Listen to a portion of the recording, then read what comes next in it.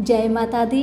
मेरे सभी प्यारे दोस्तों, मैं लक्ष्मी शर्मा बड़ों को चरण स्पर्श, छोटों को प्यार और बराबर वालों को दिल से नमस्कार करती हूँ। ओम नमः शिवाय। आज आप सभी सुनेंगे 16 सोमवार व्रत की संपूर्ण कथा को अंत तक जरूर सुनिएगा। कथा। पृथ्वी पर ब्राह्मण की इच्छा से भगवान शिव और पार्वती जी अमरावती नगर में पहुंची। वन उपवन और सुंदर भवनों को देखकर भगवान शिव को अमरावती नगर बहुत अच्छा लगा। उन्होंने कुछ दिन उसी नगर में रहने के लिए कहा। पार्वती को भी अमरावती नगर बहुत अच्छा लगा। उस नगर के राजा ने भगवान शिव का एक विशाल मंदिर बनवा रखा था। शिव और पार्वती उस मंदिर में रहने लगे। एक दिन पार्वती ने भगवान शिव से कहा, हे प्राणनाथ, आज मेरी चौसर खेलने की इच्छा हो रही है। पार्वती की इच्छा जानकर शिव पार्वती के साथ चौसर खेलने बैठ गए। खेल प्रारंभ होते ही उस मंदिर का पुजारी वहां आ गए। पार्वती ने पुजारी जी से पूछा, पुजारी जी, चौसर के खेल में हम दोनों में से किसकी विजय होगी? उस समय शिव और पार्वती परिवर्तित रूप में थे। पुजारी ने एक पल कुछ सोचा और झट से बोला, चौसर के खेल में त्रिलोकीनाथ की विजय होगी। यह कहकर पुजारी पूजा पाठ में लग गए। कुछ देर बाद चौसर में शिव जी की पराजय हुई और पार्वती जी जीत गई। पार्वती जी ने ब्राह्मण पुजारी की मिथ्या वचन से रुष्ट होकर उसे कोढ़ी हो जाने की श्राप दे दी। शिव और पार्वती उस मंदिर से कैलाश पर्वत लौट आए। पार्वती जी के श्राप से कुछ ही देर में ब्राह्मण पुजारी का सारा शरीर कोढ़ से भर गया। नगर के स्त्री पुरुष उस पुजारी की परछाई से भी दूर दूर रहने लगे। कुछ लोगों ने राजा से पुजारी की कोढ़ी हो जाने की शिकायत की, तो राजा ने किसी पाप के कारण पुजारी की कोढ़ी हो जाने का विचार कर उसे मंदिर से निकलवा दिए और उसकी जगह दूसरे ब्राह्मण को पुजारी बना दिए। कोढ़ी पुजारी मंदिर के बाहर बैठकर भिक्षा मांगने लगा। कई दिन बाद स्वर्गलोक की कुछ अप्सराएं उस मंदिर में भगवान शिव की पूजा करने आई और कोढ़ी पुजारी पर उनको बहुत दया आई। उन्होंने पुजारी से उस भयंकर कोढ़ के बारे में पूछा। पुजारी ने उन्हें भगवान शिव और पार्वती जी के चौसर खेलने और पार्वती जी के श्राप देने की सारी कहानी सुनाई। श्राप की कहानी सुनकर अप्सराओं ने पुजारी से कहा कि तुम 16 सोमवार का विधिवत व्रत करो। तुम्हारे सभी कष्ट रोग विकार शीघ्र नष्ट हो जाएंगे। पुजारी द्वारा पूजन विधि पूछने पर अप्सराओं ने कहा, सोमवार के दिन सूर्य उदय से पहले उठकर स्नान आदि से निवृत्त होकर स्वच्छ वस्त्र पहनकर आधा सेर गेहूं का आटा लेकर उसके 3 अंग बनाना। फिर घी का दीपक जलाकर गुड़, नवद, बेल पत्र, चंदन, अक्षत, फूल, पुंगी फल, जनेऊ का जोड़ा लेकर प्रदोष काल में भगवान शिव की पूजा अर्चना करना। पूजा के बाद 3 अंगों में एक अंग भगवान शिव को अर्पण करके शेष 2 अंगों का भगवान का प्रसाद मानकर वहां उपस्थित स्त्री, पुरुषों और बच्चों को बांट देना। इस तरह व्रत करते हुए जब 16 सोमवार बीत गए तो 17वें सोमवार को 1 पाव आटे की बाटी बनाकर उसमें घी और गुड़ मिलाकर चूरमा बनाना। फिर भगवान शिव को भोग लगाकर वहां उपस्थित स्त्री, पुरुष और बच्चे को प्रसाद बांट देना। इस तरह 16 सोमवार व्रत करने और व्रत कथा सुनने से भगवान शिव तुम्हारे कोढ़ को नष्ट करके तुम्हारी सभी मनोकामनाएं पूरी कर देंगे। इतना कहकर अप्सराएं स्वर्गलोक को चली गई। पुजारी ने अप्सराओं के कथा अनुसार विधिवत 16 सोमवार का व्रत किया। फलस्वरूप भगवान शिव की अनुकंपा से उसका कोढ़ नष्ट हो गया। राजा ने उसे फिर मंदिर का पुजारी बना दिए। मंदिर में भगवान शिव की पूजा करता हुआ ब्राह्मण पुजारी आनंद से जीवन व्यतीत करने लगा। कुछ दिनों बाद पुनः पृथ्वी का भ्रमण करते हुए भगवान शिव और पार्वती उस मंदिर में पधारे। स्वस्थ पुजारी को देखकर पार्वती ने आश्चर्य से उसके रोग मुक्त होने का कारण पूछा तो पुजारी ने कहा, 16 सोमवार व्रत करने की सारी कथा सुनाई। पार्वती जी भी व्रत की बात सुनकर बहुत प्रसन्न हुई और उन्होंने पुजारी से इसकी विधि पूछकर स्वयं 16 सोमवार का व्रत प्रारंभ किया। पार्वती जी ने उन दिनों अपने पुत्र कार्तिकेय के नाराज होकर दूर चले जाने से बहुत चिंतित रहती थी। वे कार्तिकेय को लौटा लाने के लिए अनेक उपाय कर चुकी थी, लेकिन कार्तिकेय लौटकर उनके पास नहीं आ रहे थे। 16 सोमवार का व्रत करते हुए पार्वती ने भगवान शिव से कार्तिकेय के लौटने की मनोकामना की। व्रत समापन के तीसरे दिन सचमुच कार्तिकेय वापस लौट आए। कार्तिकेय ने अपने हृदय परिवर्तन के संबंध में पार्वती जी से पूछा, हे माता, आपने ऐसा कौन सा उपाय किया था जिससे मेरा मन क्रोध नष्ट हो गया और मैं वापस लौट आया? तब पार्वती जी ने कार्तिकेय को 16 सोमवार के व्रत की कथा सुनाई। कार्तिकेय अपने एक ब्राह्मण मित्र ब्रह्मदत्त के परदेश चले जाने से बहुत दुखी थे। वह वापस नहीं आ रहा था। उसको वापस लौटाने के लिए कार्तिकेय ने 16 सोमवार का व्रत करते हुए ब्रह्मदत्त के वापस लौट आने की कामना प्रकट किए। व्रत के समापन के कुछ दिनों के बाद मित्र लौट आया। ब्रह्मदत्त ने लौटकर कार्तिकेय से कहा, प्रिय मित्र, तुमने ऐसा कौन सा उपाय किया था जिससे परदेश में मेरे विचार एकदम परिवर्तन हो गए और मैं तुम्हारा स्मरण करते हुए लौट आया? कार्तिकेय ने अपने मित्र को भी 16 सोमवार के व्रत की कथा और विधि सुनाई। ब्राह्मण मित्र व्रत के बारे में सुनकर बहुत खुश हुआ। उसने भी व्रत करना शुरू कर दिया। 16 सोमवार व्रत का समापन करने के बाद ब्रह्मदत्त यात्रा पर निकला। कुछ दिनों बाद ब्रह्मदत्त एक नगर में पहुंचा। नगर के राजा हर्षवर्धन की बेटी राजकुमारी गुंजन का स्वयंवर हो रहा था। उस समय स्वयंवर में अनेक राजाओं के राजकुमार आए थे। स्वयंवर में राजा हर्षवर्धन की हथिनी जिसके गले में जयमाला डाल देगी, उसी के साथ राजकुमारी का विवाह होना था। ब्रह्मदत्त भी उत्सुकतावश महल में चले गए। वहां कई राज्यों के राजकुमार बैठे थे। तभी एक सजी धजी हथिनी सूंड में जयमाला लिए वहां आई।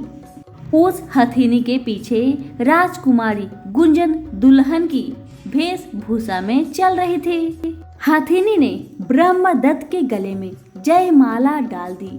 फलस्वरूप राजकुमारी का विवाह ब्रह्मदत्त से हो गया। 16 सोमवार व्रत के प्रभाव से ब्रह्मदत्त का भाग्य बदल गया। ब्रह्मदत्त को राजा ने बहुत सा धन और स्वर्ण आभूषण देकर विदा किया। अपने नगर में पहुंचकर ब्रह्मदत्त आनंद से रहने लगे।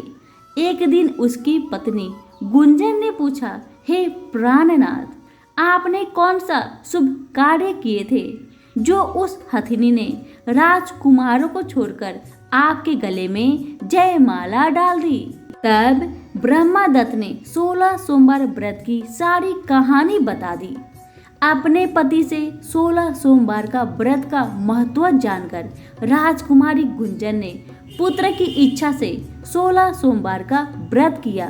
निश्चित समय पर भगवान शिव की अनुकंपा से राजकुमारी के एक सुंदर व स्वस्थ पुत्र उत्पन्न हुआ। पुत्र का नामकरण गोपाल के रूप में हुआ। दोनों पति पत्नी सुंदर पुत्र को पाकर बहुत खुश हुए। पुत्र ने भी माँ से एक दिन प्रश्न किया कि मैंने तुम्हारे ही घर में जन्म लिया, इसका क्या कारण है। माता गुंजन ने पुत्र को 16 सोमवार व्रत की जानकारी दी और कहा कि भगवान शिव के आशीर्वाद से मुझे तुम जैसे गुणी व सुंदर पुत्र मिला। व्रत का महत्व जानकर गोपाल ने भी व्रत करने का संकल्प किया। गोपाल जब 16 वर्ष का हुआ तो उसने राज्य पाने की इच्छा से 16 सोमवार का विधिवत व्रत किया। व्रत समापन के बाद गोपाल घूमने के लिए समीप के नगर गया। उस नगर के राजा के महामंत्री राजकुमार के विवाह के लिए सुयोग वर की तलाश में निकले थे। राजा ने गोपाल को देखा तो बहुत प्रसन्न हुए। फिर गोपाल से उसके माता पिता के संबंध में बातें करके उसे अपने साथ महल में ले गए। वृद्ध राजा ने गोपाल को पसंद किए और बहुत धूमधाम से राजकुमारी का विवाह उसके साथ कर दिए। 16 सोमवार के व्रत करने से गोपाल महल में पहुंचकर आनंद से रहने लगा। 2 वर्ष बाद राजा का निधन हो गया तो गोपाल को उस नगर का राजा बना दिया गया। इस तरह 16 सोमवार व्रत करने से गोपाल की राज्य पाने की इच्छा पूर्ण हुई। राजा बनने के बाद भी गोपाल विधिवत 16 सोमवार का व्रत करता रहा। व्रत के समापन पर 17वें सोमवार को गोपाल ने अपनी पत्नी मंगला से कहा कि व्रत की सारी सामग्री लेकर वह समीप के शिव मंदिर में पहुँचे। मंगला ने पति की बात की परवाह न करते हुए सेवकों द्वारा पूजा की सामग्री मंदिर में भेज दी। मंगला स्वयं मंदिर नहीं गई। जब गोपाल ने भगवान शिव की पूजा पूरी की तो आकाशवाणी हुई, हे राजन, तेरी रानी मंगला ने 16 सोमवार व्रत का अनादर किया है, सो रानी को महल से निकाल दे, नहीं तो तेरा सब वैभव नष्ट हो जाएगा, तू निर्धन हो जाएगा। आकाशवाणी सुनकर गोपाल बुरी तरह चौंक पड़ा। उसने तुरंत महल में पहुंचकर अपने सैनिकों को आदेश दिया कि रानी मंगला को बंदी बनाकर ले जाओ और इसे दूर किसी नगर में छोड़ आओ। सैनिकों ने राजा की आज्ञा का पालन तत्काल कर दिया। मंत्रियों ने राजा से प्रार्थना की कि वे रानी को अन्यत्र न भेजे। तब राजा गोपाल ने आकाशवाणी वाली बात बताई तो वे भी भगवान शिव के प्रकोप के भय से शांत होकर रह गए। रानी मंगला भूखी प्यासी उस नगर में भटकने लगी। मंगला को उस नगर में एक बुढ़िया मिली। वह बुढ़िया सूत काटकर बाजार में बेचने जा रही थी, लेकिन उस समय उस बुढ़िया से सूत उठ नहीं रहा था। बुढ़िया ने मंगला से कहा, बेटी, यदि तुम मेरा सूत उठाकर बाजार तक पहुंचा दो और सूत बेचने में मेरी मदद करो तो मैं तुम्हें धन दूंगी।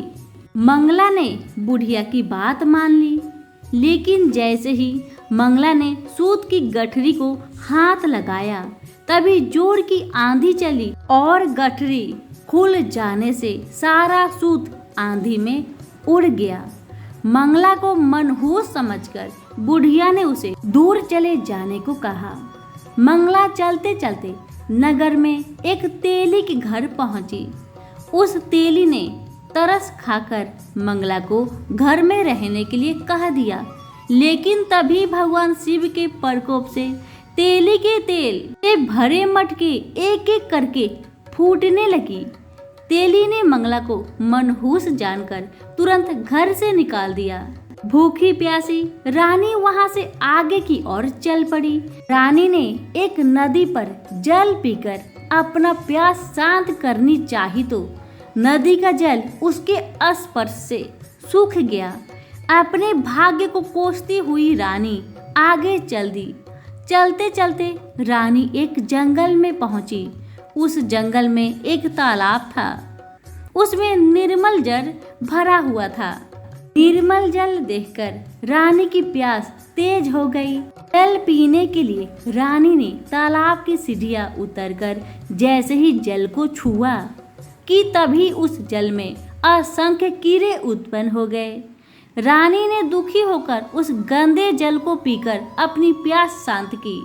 दोपहर की धूप से परेशान होकर रानी ने एक पेड़ की छाया में बैठकर कुछ देर आराम करना चाहा तो उस पेड़ के पत्ते पल भर में सूखकर बिखर गए। रानी दूसरे पेड़ के नीचे जाकर बैठी तो उस पेड़ के पत्ते भी गिर गए। तभी रानी तीसरे पेड़ के पास पहुंची तो वह पेड़ ही नीचे गिर पड़ा। पेड़ों के विनाश को देखकर वहां पर गाय को चराते ग्वाले बहुत हैरान हुआ। ग्वाले मनहूस रानी को पकड़कर समीप के मंदिर में पुजारी जी के पास ले गए। रानी के चेहरे को देखकर ही पुजारी जान गए कि रानी अवश्य किसी बड़े घर की है। भाग्य के कारण दर दर भटक रही है। पुजारी ने रानी से कहा, पुत्री तुम कोई चिंता नहीं करो, मेरे साथ इस मंदिर में रहो, कुछ ही दिनों में सब ठीक हो जाएगा। पुजारी की बातों से रानी को बहुत सांत्वना मिली। रानी उस मंदिर में रहने लगी, लेकिन उसके भाग्य में कोई परिवर्तन नहीं हुआ। रानी भोजन बनाती तो सब्जी जल जाती, आटे में कीड़े पड़ जाती। जब जलने की बदबू आने लगती, पुजारी भी रानी के दुर्भाग्य से बहुत चिंतित होते हुए बोले, हे पुत्री, अवश्य ही तुझसे कोई अनुचित काम नहीं हुआ है, जिसके कारण देवता तुझसे नाराज होकर तुझे इतने कष्ट दे रहे हैं। पुजारी की बात सुनकर रानी ने अपने पति के आदेश पर मंदिर में न जाकर शिव की पूजा नहीं करने की सारी कथा सुनाई। पुजारी ने कहा, अब तुम कोई चिंता नहीं करो, कल सोमवार है और कल से तुम 16 सोमवार के व्रत करना शुरू कर दो। भगवान शिव अवश्य तुम्हारी दोषों को क्षमा करके तुम्हारे भाग्य को बदल देंगे। पुजारी की बात मानकर रानी ने 16 सोमवार के व्रत प्रारंभ कर दिए। सोमवार को व्रत करके विधिवत शिव की पूजा अर्चना करने लगी, व्रत कथा सुनने लगी। जब रानी ने 17वें सोमवार को विधिवत व्रत का समापन किया तो उधर उसके पति राजा गोपाल के मन में रानी की याद आई। गोपाल ने तुरंत अपने सैनिकों को रानी मंगला को ढूंढकर लाने के लिए भेजा। रानी को ढूंढते हुए सैनिक मंदिर में पहुंचे और रानी से लौटकर चलने के लिए कहा। पुजारी ने सैनिकों से मना कर दिया और सैनिक निराश होकर लौट गए। उन्होंने लौटकर राजा को सारी बात बताई। राजा गोपाल स्वयं उस मंदिर में पुजारी के पास पहुंचे और रानी को महल से निकाल देने के कारण पुजारी जी से बताई और क्षमा मांगी। पुजारी जी ने राजा से कहा, यह सब भगवान शिव के प्रकोप के कारण हुआ है, इसलिए रानी अब कभी भगवान शिव की पूजा की अवहेलना नहीं करेगी। पुजारी जी ने समझाकर रानी मंगला को विदा किया। राजा गोपाल के साथ रानी मंगला महल में पहुंची। महल में बहुत खुशियां मनाई गई। पूरे नगर को सजाया गया। लोगों ने उस रात दिवाली की तरह घरों में दीपक जलाकर रोशनी की। ब्राह्मणों ने वेद मंत्रों से रानी मंगला का स्वागत किया। राजा ने ब्राह्मणों को अन्न, वस्त्र और धन का दान दिए। नगर में निर्धनों को वस्त्र बांटे। रानी मंगला 16 सोमवार का व्रत करते हुए महल में आनंद पूर्वक रहने लगी। भगवान शिव की अनुकंपा से उसके जीवन में सुख ही सुख भर गए। 16 सोमवार के व्रत करने और कथा सुनने से मनुष्य की सभी मनोकामनाएं पूरी होती है और जीवन में किसी तरह की कमी नहीं होती। स्त्री पुरुष आनंद पूर्वक जीवन यापन करते हुए मोक्ष को प्राप्त होते हैं। आज की कथा यहीं पर समाप्त होती है। सभी प्रेम से बोले उमापति शंकर की जय हो। धन्यवाद।